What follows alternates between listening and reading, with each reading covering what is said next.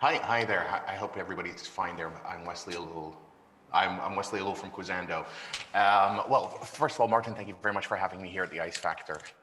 I think this conference is very important to be raising awareness that a lot of people are forgetting about. A lot of people are forgetting about that everybody's talking about business, everybody's talking about health, but we're not talking about the other things that are going on that are losing their way. And this third sector is a very important sector, which we all know has been dramatically affected by COVID-19, because at the end of the day, it's the volunteer sector, which people might not generate revenue, but it does so much good for the people in the world that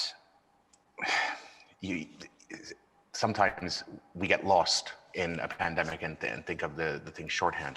In fact, my presentation today is all about how we can engage, connect, and educate in this new third world over here. Now, basically, today I'm going to be talking about one specific element and how the third sector can actually utilize games to build better direct relationships, to fundraise, and to educate audiences in this post-pandemic world. To start off, let's just see the problems that the third sector has been facing. One of the main issues that everyone has seen is the fact that there's been increased demand for many third sector services over the past year. Demand which you would think, okay, volunteer services are going to go down because people are stuck at home, but that's not the case. Many organizations have seen increased demand due to lockdowns, due to unemployment, due to all the issues that have faced COVID-19. Along with this has come the increased costs, and these increased costs have increased due to the demand, but also increased due to the safety measures and the investment that these organizations need to make in new technologies to help reach the desired goals that the organizations had. They may have reduced their goals, but they still want to be out there. They still want to help. Beyond this, there's been the dramatic decline in income and engagement with supporters, with audiences, to help raise awareness and fundraise for these events. And this is down to the fact they can't hold fundraising events. If you can't go outside, how can you hold a fundraising event? How can you sell things at your shop if people, your charity shop, if people can't go through?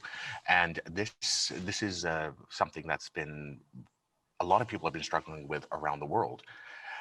Now, the first thing that I'd like to point out is there was a study done at Nottingham Trent University, and they have an ongoing sort of barometer which is happening, and they found that 8 out of 10 organizations predict the crisis will negatively affect their impact to deliver planned objectives over the next 12 months. And this was taken back in November, so it's not the most recent data. So I'll be updating with some of the most recent data in a minute, but 8 out of 10 organizations see the pandemic as impacting them negatively. What's more is 1 out of 10 VOs believe they will be forced to close within a year. Now, again, this was taken in the UK. Malta's scenario will be different, but around the world, this is going to be something that's going to be felt greatly. Carl Wilding, who's the National Council, the Chief Executive of the National Council Volunteer Organizations, actually has said, whether through falling income or charity shop fundraising events or a surge in demand of services, those facing the brunt of the pandemic, charities are under pressure like they've never been before. And I know many VO leaders and third sector leaders who are here with us today are actually going to be experiencing this and understand this. And the question is what to do. Just before I get to that, let's just look at some of the numbers. Now, these numbers are very, very clear. If you take a look at the right-hand side, this is this impact barometer, which the university has put out.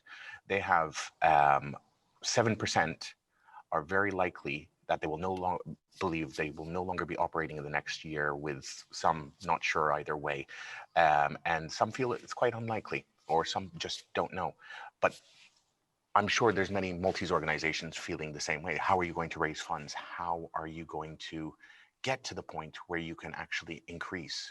The financial situation, most of them have felt it's deteriorated, with 39% of people saying it's deteriorated, or organizations, and 39 saying it's more or less stayed the same. The barometer also looked at some of the financial sides, and over here we can see that COVID-19 safety measures, if you look at the general, if you look at the center graph over there, that the implementation of safety measures had increased costs a little, and the range of services over the last 6 months have had to decrease dramatically. Now, the other interesting thing is that most people have felt their financial position has deteriorated over the last month. So what can you do?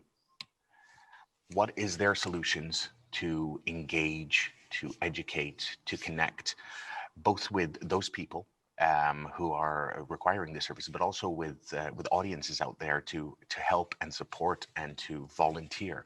How can you do this?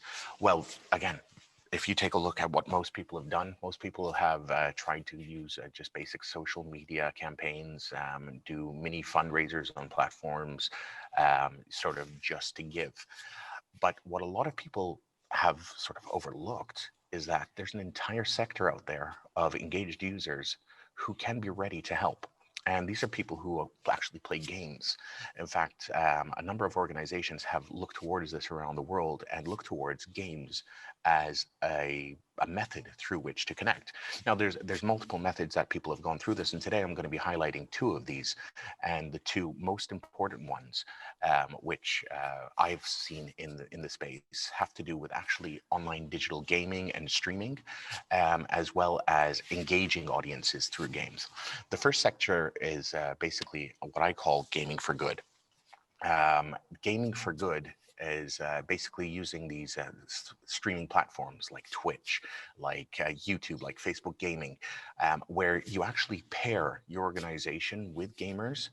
And what they do over here is they use the gamers who are playing as a fundraising mechanism. So the gamer would spend a day of his streaming, which he's doing online, to actually raise money for a charity, for a VO, for a good fund. In fact, there was one organization who moved to this, funnily enough, before the pandemic. They're known as Cat Protection in the UK. And they created a gaming for good scheme called Possum Players. And this was launched in May 2019. And within the first 5 months of them actually existing, they raised some 16,000 euros from gameplay. And then throughout 2020, they actually raised another 45,000 sterling through just pairing with these players. Now, why did they do this? Why did they go for this sector? Well, because it's actually a very, very lucrative sector. In fact, there's another organization which has been around doing this since 2008. Called Extra Life, and they've raised 70 million for charity hospitals, children's charity hospitals around the world, just by having people follow games. But why is this? Well, The Guardian has put out an article earlier this year, and they found some very interesting statistics. Well, first of all, the average age of the gamer is about 33 years old. Yes, it's not children, but it is people who spend a lot of time not on television, not on social media, but engaging with a community of people around the world playing video games. Now, nearly a third of all adults in the UK actually own a games console, with this market in the UK being a 5.3 billion euro market. Now, comparing that to, say, the music industry or the video industry, that is over twice what the video industry pulls in, and almost three times what the music industry pulls in. And I know a lot of times we look for celebrities to maybe help endorse, but if you start taking a look at these gaming industry individuals, you'll find that these actually have more clout and more pull. In fact, on this next slide, they found out that over the course of Twitch's existence, there's been over 150 million euros raised for gaming streaming. Now, how can you do this as an individual organization? Well, one of the things you can do is just start reaching out to individual game streamers around the world and letting them know about your situation. Try to start investing the time in looking into this industry, looking towards individuals who are gamers. What you'll find is many of them have various different stories. Some of them are actually doing this because they are good at gaming, some of them because they don't actually have other options, because there are a number of people who are homebound, who are full-time streamers. And what people in the community do is they tend to support. In fact, if we take a look at our next slide, These are some statistics that have come out from the Charities Aid Organization, which was published earlier this year, where they actually found that over 58% of gamers have donated to a charity by buying video games in the past 12 months through initiatives like Humble Bundle. They've also seen that 58% are interested in donating while playing. Which is a very, very interesting statistic there. 67% of gamers would join other gamers to raise funds for charity. And when another interesting stat here is 59% would be more likely to pay more to have ads removed when something went for charity. So what are the ideas that you could do for your organization? Very simple things. Hold a gaming tournament for gamers where you're raising funds for charity, where these would be live streamed and other players could watch them around the world. Pair with other gaming organizations. Start looking into some of the platforms out there like Tiltify, which is a platform which is aimed at helping charities use these online gaming tools, which can help you raise. Now, this is a bit more of an inactive method through which you can have your charity raise. But what it does do is it raises awareness and can raise funds. And what they're seeing more and more often is that such methods are raising lots and lots of funds for their organization. Now, another method that one could use to engage and raise funds could be using something like a pub quiz. Now, I'm not sure if you know this, but if you check almost every charity website in the UK, you'll find that all of them make a suggestion to hold pub quizzes or virtual pub quizzes. Why? Because this allows you to engage a community, bring them together, allow them to have an experience together, and do some good. We know what 2020 was like. We can't hold public events. Having a fundraiser could lead to disaster. I mean, take a look at myself today. Today I was supposed to be live in the studio, and because of the situation, I have been forced to stay home today. And in normal circumstances, if you would have organized an event or something of the sort, that sort of limits you because your event gets canceled and you've actually spent money in preparing for that event, which you can't hold. But holding some virtual events, conferences, and virtual pub games, these are things that can go on no matter what the state. As long as you have electricity and you have internet, you can go forward. And what we're doing at Quizando is we're actually helping organizations hold their online virtual pub quizzes, which will allow to do several things to the actual audience. The first thing that, oops, hold on one second, let's go back there. The first thing that it allows you to do is it allows you to engage with your audience. So if you want to raise awareness about your particular sector, what the services of what your VO is doing, holding an online pub quiz and including a round inside of that can allow you to engage directly with audiences, with people out there to know more about what you're doing and how you are supporting for your various different causes. It allows audiences to also feel part of a community because they're going to find that they're not there alone. They're not there sitting there by themselves, just watching something, but they actually get to actively participate, engage in a live chat. Beyond this, it offers this interactive experience. This fact that they're actually doing something, they're active participants and not just viewers, makes them feel a part of the whole thing. And going back to the slide we saw earlier, 58% of gamers feel they are ready to actually give while they're playing. This is something that holds true on Quizando.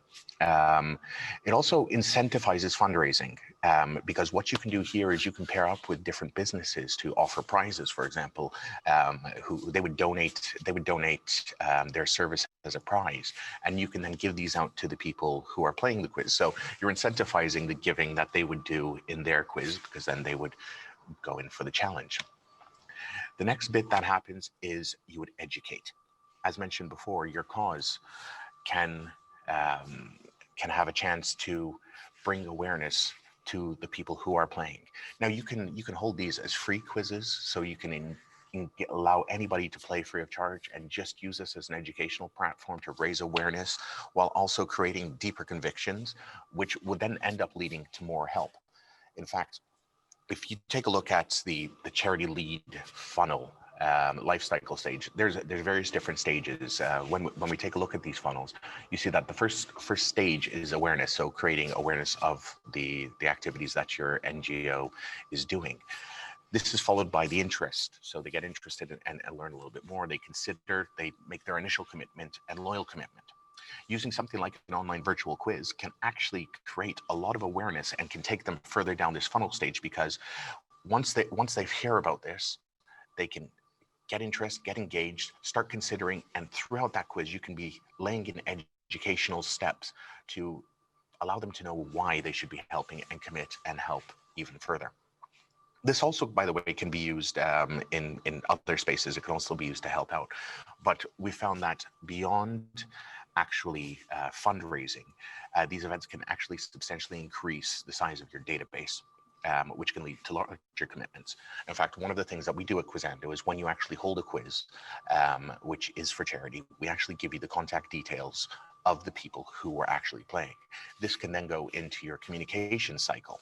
Now, by being in the communication cycle over there, you can inform them, update them, keep them up to tabs with what's going on. And this can lead to future commitments. And it's a very easy way of building such a database. We do this quite frequently. And when people do play on Quizando, they are actually giving permission so that the organizer of that quiz can contact them directly.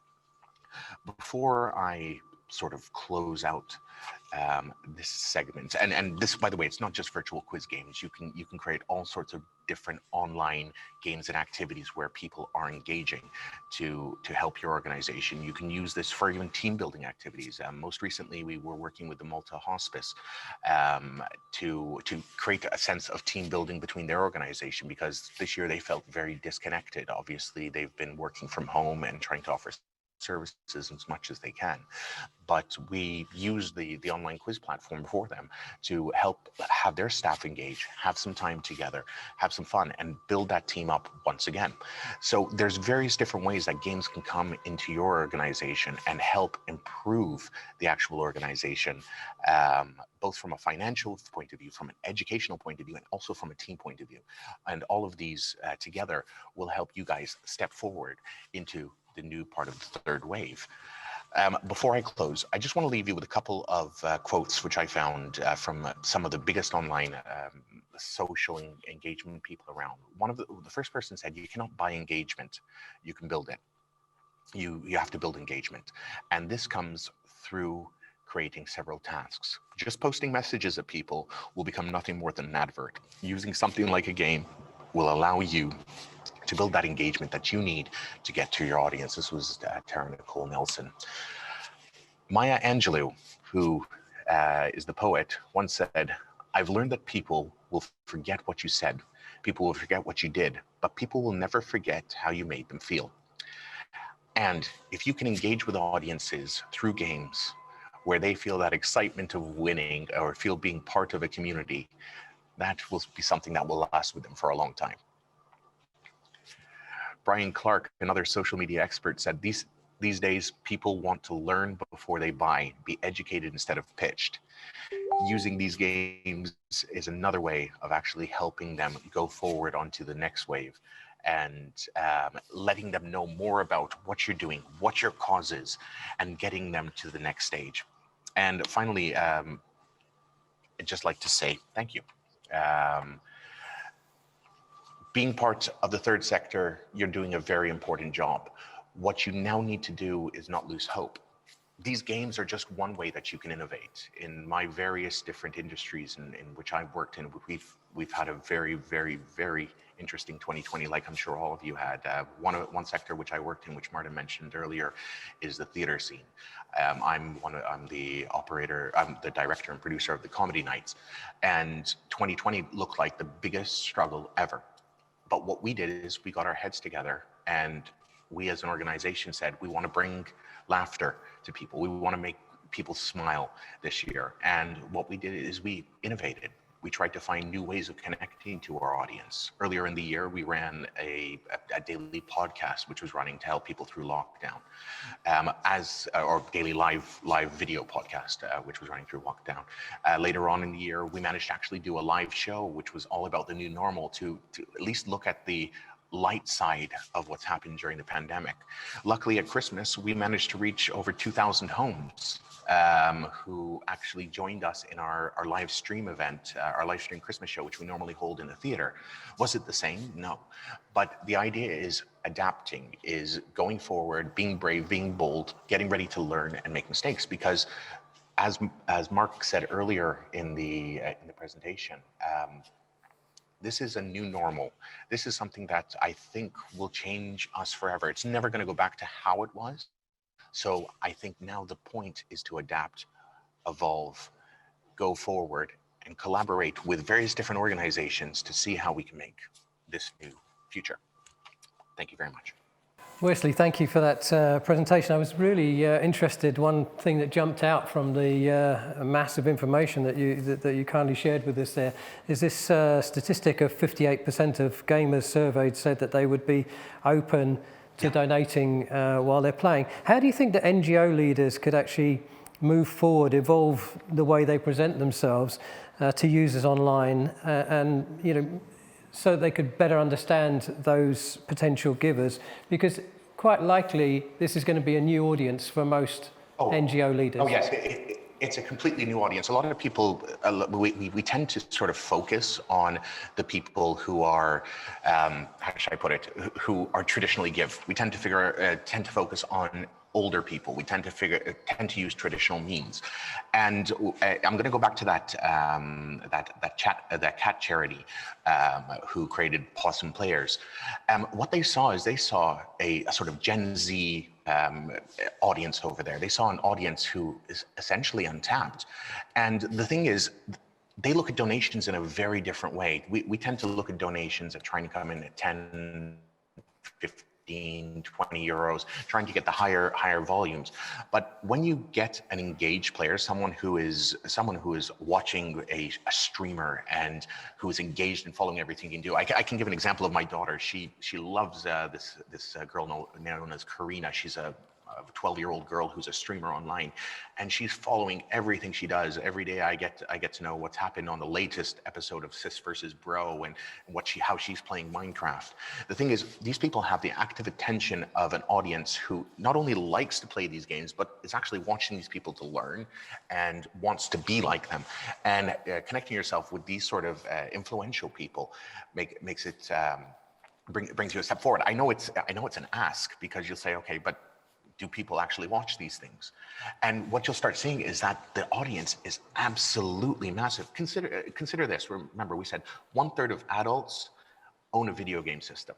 Now, adults might not play hours and hours on end, but I can assure you that anyone who is 16 to 25, as soon as they get a new game, they'll lock themselves into a room for a couple of days to finish that game. Remember, that audience there does have disposable income, and that audience there, especially when they're 18, 25, they do have a credit card. And for them to give a 2 euros towards your organization, towards your charity, is not very, very difficult. It's not a big ask for them. It's not something they're going to have to consider. We have to think that every activity we're going to do might bring in a little less than holding a big gala. But the thing is, we can do multiple of these to multiple audiences. What's also very important is it increases your visibility beyond our shores. You don't have to focus on a Maltese gamer for a Maltese charity. If you start reaching out from your organization to help expand your view, and look at some of the international gamers, there's a lot of people who are ready to help. As long as your cause fits with their ethos and they would like to help, they can use that. And this is just one way. Using games just to create education is another fantastic way. People have been using this around the world for years. They're creating all sorts of different digital web games. I know you've been in the games business for quite a while, Martin. And what you find is that those people who jump into the game get immersed in the game, and they get to learn everything about it. And using such games for good does amazing things. So it doesn't even need to be holding a game, but you could even create a game, a very simple game. There's one organization, if I remember correctly, in Mexico. What they did is they created a game to target the plight of what journalists go through over there. So you pretend to, in their game, it's a sort of like a text-based game. You pretend to be a journalist, and you have to sift through information to find the authentic information by sort of matching pieces together. And what that was doing is it was helping a journalism organization, which was a nonprofit over in Mexico, who was dealing with cartels, and that was actually raising money for them. So games can be used in multiple different ways, if you, as a leader, start investigating it, you're going to find that it will be a new method in your arsenal and will make a conversation happen between you and your audience, rather than just be a one-way direct stream of this is what's happening. Wesley, thank you so much. It's been a real pleasure having you on. I'm sorry that you're at home and not with us today, but it's been a pleasure listening to your presentation. Thank you so much.